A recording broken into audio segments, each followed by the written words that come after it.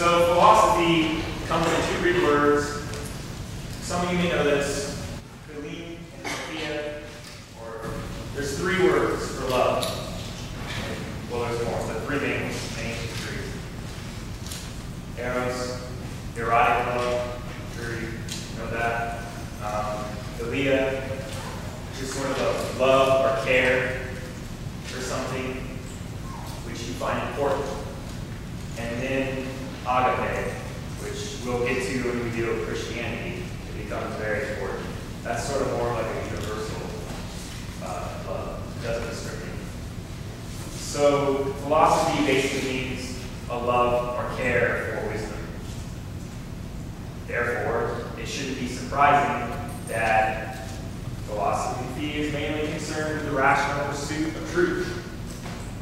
Now, in that second bullet point, you must make sure you know rational pursuit of truth. That's a key component to that. What that means, mainly, is that you're going to be using logic and you're going to be using the empirical method. So you're going to be using empiricism, the five senses. What sort of data and knowledge can we get from our senses? Not all philosophies believe that that's the only way we can come to knowledge. That is the most common sort of view within philosophy. Now, it breaks down into five branches. Historically. If it seems like it's going a little too fast, I won't normally be going quite this quick, but we do have a lot of stuff to cover. So that's why. And it is going to be posted. It already is posted. So you will be able to get it that way. This is just, you want to take notes primarily on my lecture, what I'm stressing is important. I'll reiterate stuff that's really important. And then stuff that I end up writing on the board.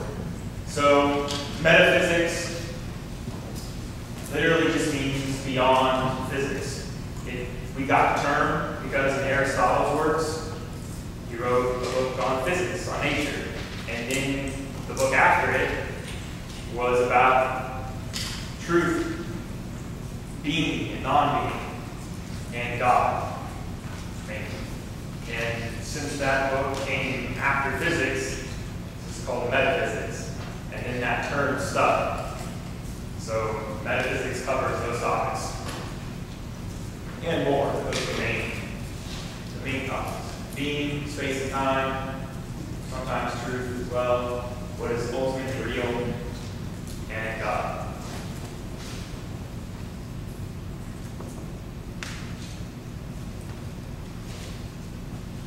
The other big one, ethics.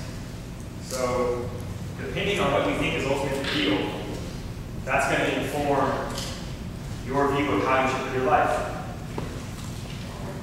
So, you have the branch of ethics. What is good? What is evil? What sort of decisions should I make in order to get, an ideal state to unfold? What is social justice? Things like that. Pretty much covered under ethics. Are there any questions about metaphysics and ethics?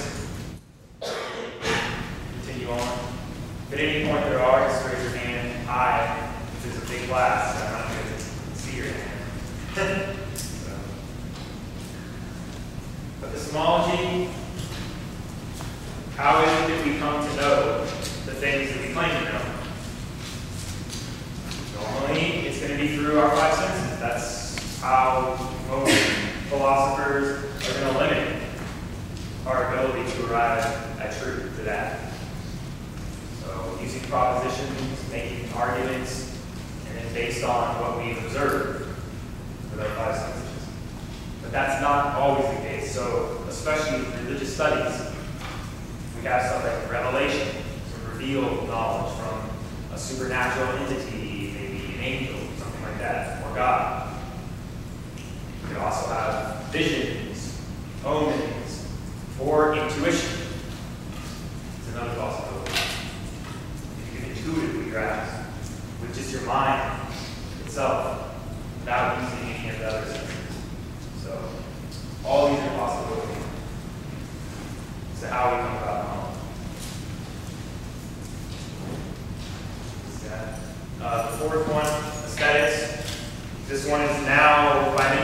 consider to be, it should not be a part of philosophy.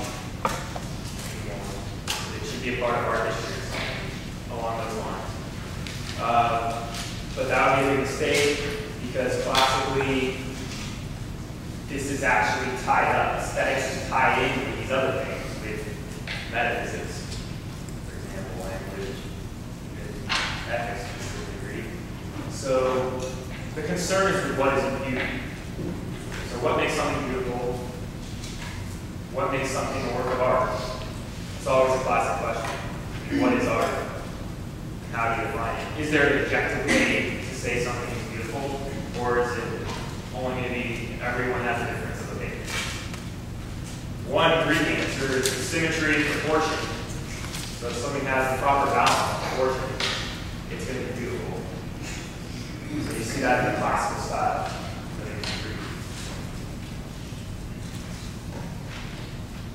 Lastly, logic. Logic is basically using axioms or laws, not math-like, with the law of non-contradiction, things like that, that allow a structure for you to make valid and sound arguments. So you have all these beliefs about metaphysics, or about ethics, or epistemology, but you need to be able to articulate those beliefs to other people. And you're hopefully going to use logic to do that. But who knows what you might use. If you want to win an argument, at least, amongst philosophers, you better have some logic in there. Otherwise, it isn't going to last long. So that's philosophy. Really quick, round about what. So, note, philosophy is about truth, the rational pursuit of truth. That's like really, really thin stuff. So that brings us to religion. They are obviously going to overlap in some ways. Because yes, religion is concerned with truth. Well, the first bullet point explains the Latin roots, so the etymology of the word religion. It comes from two terms, religare and religione. The first one, religare, means to rebind or reconnect. The image given is of a torn ligament, something like that. It needs to be reattached or reconnected. So the idea here is something has been severed. We've been separated from something that is extremely important. It's not like just reconnecting to any old thing that may or may not be that important. It's of the utmost importance. And then the second term, religione, means a care for the sacred or holy. So here is my short definition of what religion is or is about. So the idea is that through religion, we reconnect with what we deem to be sacred or holy. Your ultimate concern, to use the phrase from Tillich, who's a major philosopher of religion in the 20th century. Religion is about reconnecting us to that which we deem to be our ultimate concern, our greatest love, that which we care for. So it doesn't need to be God or a deity. It could be nature at large, like in a lot of these maybe neo-pagan societies that I mentioned earlier. It could be nature. It could be society as a whole. It could be an impersonal force. There's a lot of different options, as we will see over the course of the semester. Are there any questions about this first slide? This is pretty much our working definition of religion. Yes?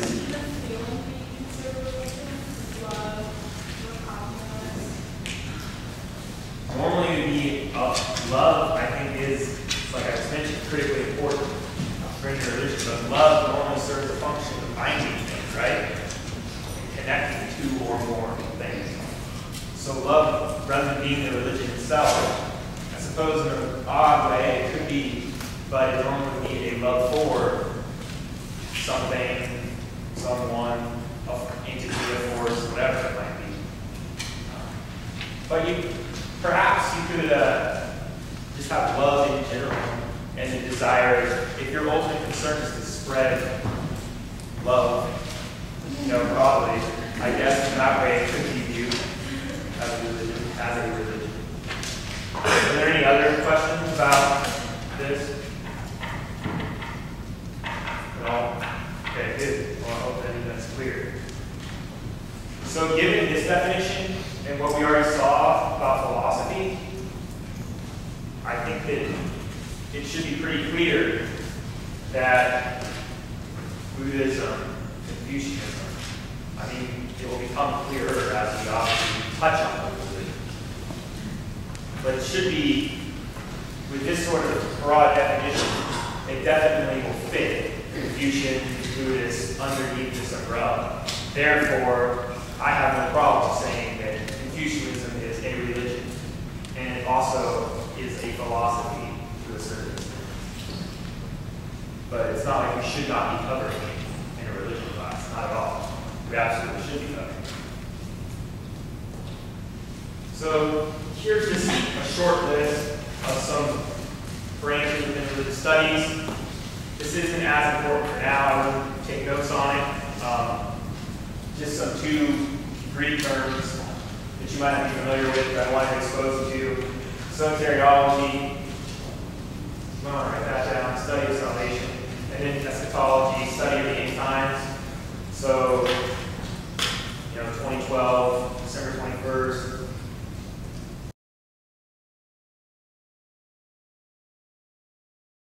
That would be, I guess, if you're really into that and doing research and all that, that would be a concern for eschatology. So, and we mentioned in our other classes, May 21st, if there's someone else had a prediction, Harold Camping, I think was his name, and he had all these billboards out all across the nation. It wasn't just San Diego or anything.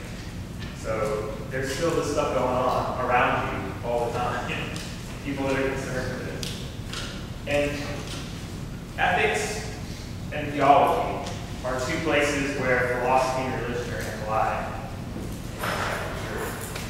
So religion is certainly concerned about how you should live your life in relation to that which is your ultimate concern.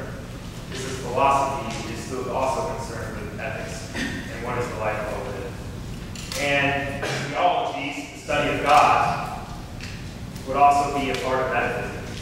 So there's this overlapping at times. So to sum up how they differ, I want to bring in one more element. For me, I feel that religion's main function is to provide a sense of hope. Hope and meaning. So quintessential human virtue. Religion can sustain us through the hard